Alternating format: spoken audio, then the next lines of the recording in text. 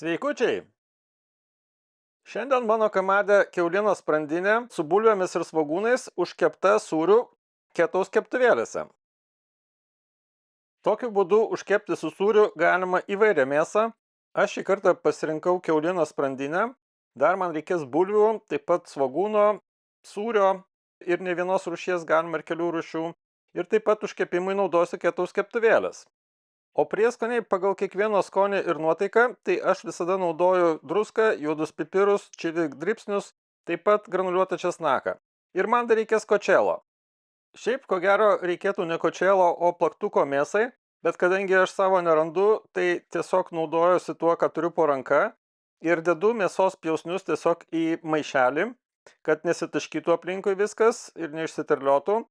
Ir tiesiog paploninu tos pjausnius, maždaug, kad jie būtų dvigubai plonesni negu buvo ir taip pat padidėtų jų plotas.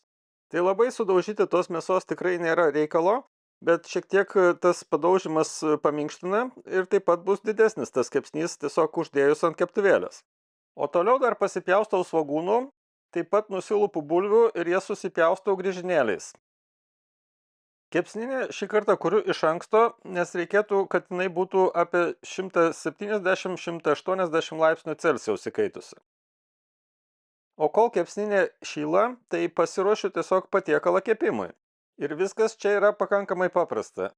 Tai į apačią tiesiog dedu truputį aliejaus, patepu tiesiog keptuvėlės, tai aliejaus daug nereikia. Ir tada dedu svogūnų. Svogūnai jie padės tiesiog apsaugos šiek tiek nuo kaitros. Ir taip pat, aišku, susitroškins ir bus labai skanus kartu su mėsos sultimis padažas. Aš naudoju saldžius svogūnus, bet galima naudoti ir paprastus geltonus svogūnus, nėra ypatingo skirtumo. Jeigu jums svogūnai patinka, tai galit pridėti jų daugiau, tiek kiek telpa. Ant svogūnų toliau dedu bulves, jas yra supjaustytos tiesiog griežinėliais tokiais, kad nebūtų labai storos, tai kokie 1,5 centimetro turbūt nereikėtų labai storų daryti, nes šio patiekalo kepimo laikas labai priklauso nuo bulvių, kada jos tiesiog susitroškina ir pasidaro minkštos, nes mėsa dažniausiai iškepa greičiau.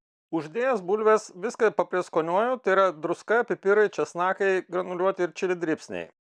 Beje, vietoj kiaulienos galima naudoti bet kokią kitą mėsą, tai ir vištieną, ir kaip tradiciškai yra daroma jautiena, tokią mėsą, kokią turite arba tokią, kokią mėgstate. Visi variantai šiam patiekalui puikiai tinka, nes bus didelė dalis skonio nuo pačio sūrio, kurį uždėsim ant viršaus ir viską užkepsim kartu, todėl bet kokia mėsa pasidaro skani ir sultinga. Visgi prieskonių reikėtų įdėti pakankamai. Tai aš dedu tiek ant bulvių pačių padruskinu, papipirinu, tiek ir ant mėsos. Iš naujo viską dar vienu sluoksniu. Ir dar papildomai dedu worcesterio padažo, šiek tiek pašlakstau, kad būtų daugiau skonio, ir truputį laimo kelis lašus. Tai nors mėsa ir nesimarinuoja, bet vis tiek skonio reikėtų daugiau, o ta rūgštis papildoma šiek tiek subalansuoja patiekalą, nes bus daug riebalų nuo sūrio. O sūrį galima naudoti toks, koks jums patinka, bet svarbu, kad jisai lengvai lydytųsi.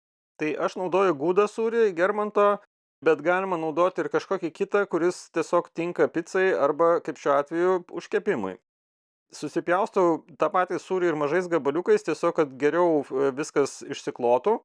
Tai galit pridėti daugiau arba mažiau, tiek kiek jums patinka, bet svarbu, kad būtų toks ištisas beveik sluoksnis.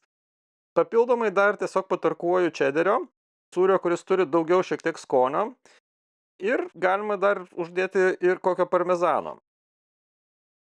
Kol pasiruošiau tuos indelius, tai anglis jau gerokai įsidegė, bet dedu dar sistemą su deflektorium ir dedu dar nulašėjimo indą, nes tas sūris gali tiesiog besilydant pradėti varvėti, tai nenoriu tiesiog, kad viskas prisviltų.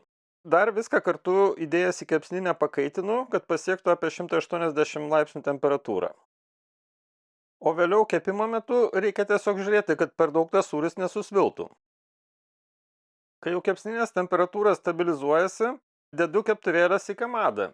Ir pradžioj tos keptuvėlės yra šaltos, tai praeina šiek tiek laiko, kol viskas įkaista, bet jau kai įkaista, tai kepa pakankamai greitai. Naudojant tokias ketaus keptuvėlės gaunasi iš pradžių toks kepimas lyg ir iš viršaus labiau negu iš apačios, o po to įkaista pati keptuvėlė. Ir ta šiluma išlieka gana ilgai.